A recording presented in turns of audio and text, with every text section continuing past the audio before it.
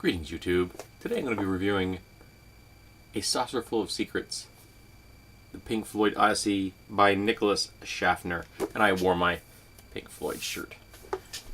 Classic Dark Side of the Moon logo on it, which was the first rock album I ever bought. To say that I've been a fan of Pink Floyd for a while is an understatement. But for me, when I say I'm a fan of a band, I'm a fan of their music. Occasionally I'll learn about the background of the band, but it's not all that common. I didn't know who was in Pink Floyd for years. I didn't care. I was interested in the music. Did I like the music? Did I not like the music? That was it. And for me, Dark Side of the Moon, The Wall, Wish You Were Here, which could possibly be my favorite of all of the Pink Floyd albums, Momentary Lapse of Reason, these are all what I think of when I think of Pink Floyd. So the actual background of the band was quite interesting to see how instrumental Syd Barrett had been in its founding, how these folks were not. I kind of have a default to the idea that rock bands start out from blue-collar backgrounds, and these folks weren't blue-collar. They were white-collar boys. All of them from fairly well-to-do circumstances. Going to really nice colleges. Slated to become things like high-end artists and architects. So the fact that they decided to become musicians instead was a choice. It wasn't like they were desperately, this is the only way out of their situation. They just chose to do this.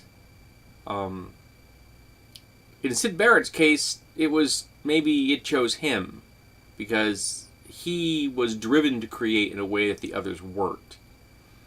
Driven in a way that was unhealthy, that eventually broke him. And I don't know if Syd Barrett was ever actually diagnosed as a schizophrenic, but from everything in the book it shows, he's schizophrenic.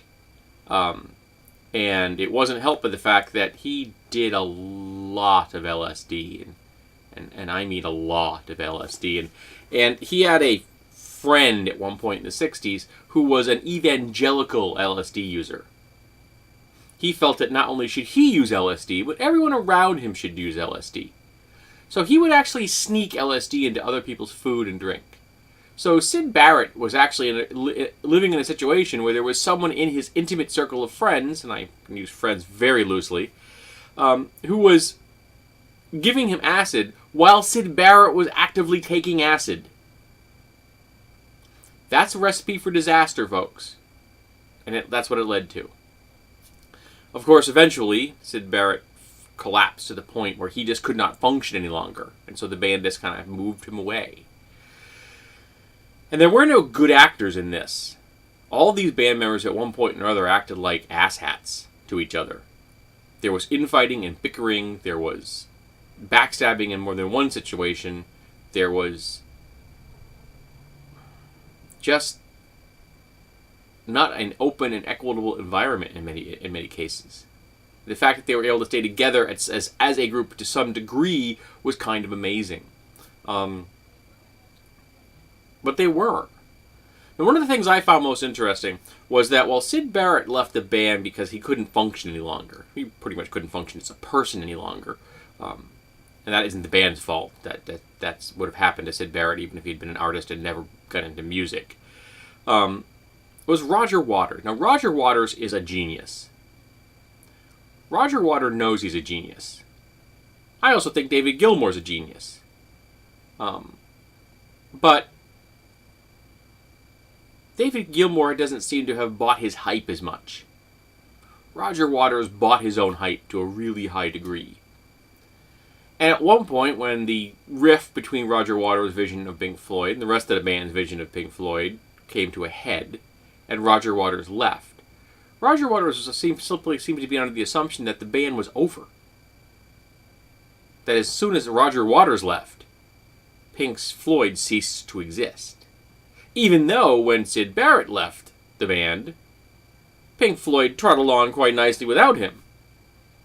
So the amount of ego involved in that split was stupefying. And when Pink Floyd continued without Roger Waters, it got very acrimonious and nasty. And it seemed to me to be some genuine and sincere, incredulous amazement on Roger Waters' part that, what do you mean the band's continuing without me? I'm Pink Floyd! I'm not sure the word ego is big enough to contain his ego. But he is a genius. Don't get me wrong.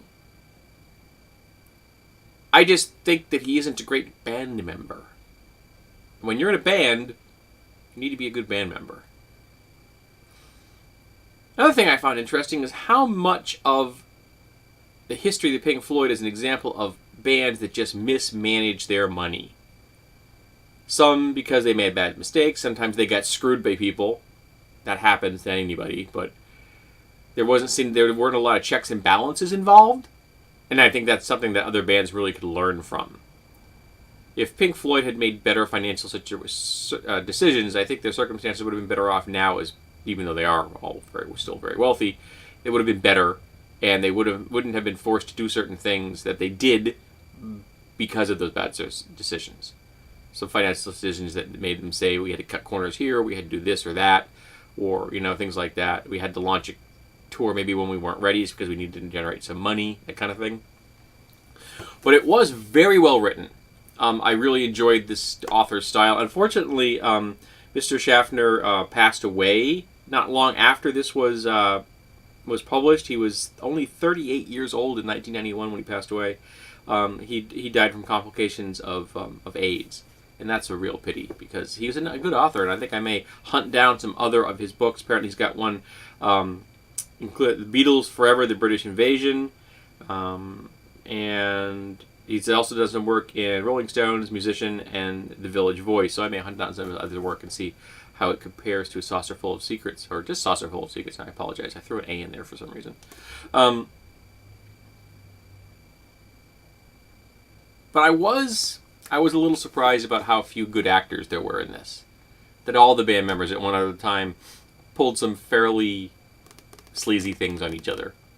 And for the most part, they were able to make amends. I don't know honestly, if Roger Waters has ever really embraced the idea that the Floyd lived without him.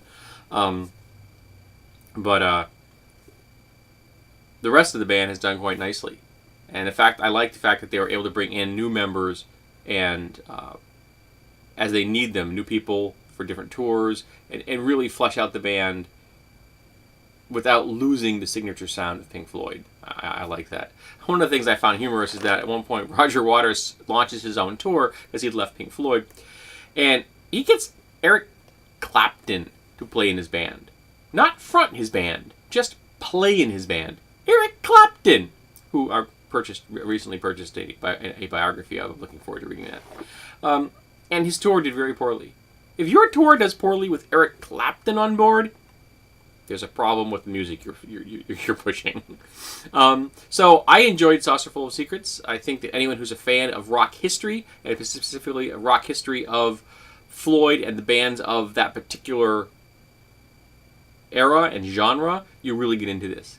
I mean, at one point they're talking about playing a concert, or playing a gig in like a rave style situation. Back and forth there were raves. With John Lennon and Paul McCartney playing in a 60-gallon bucket of Jell-O high on acid. I mean, to have been a fly on the wall to a party like that would have been just marvelous.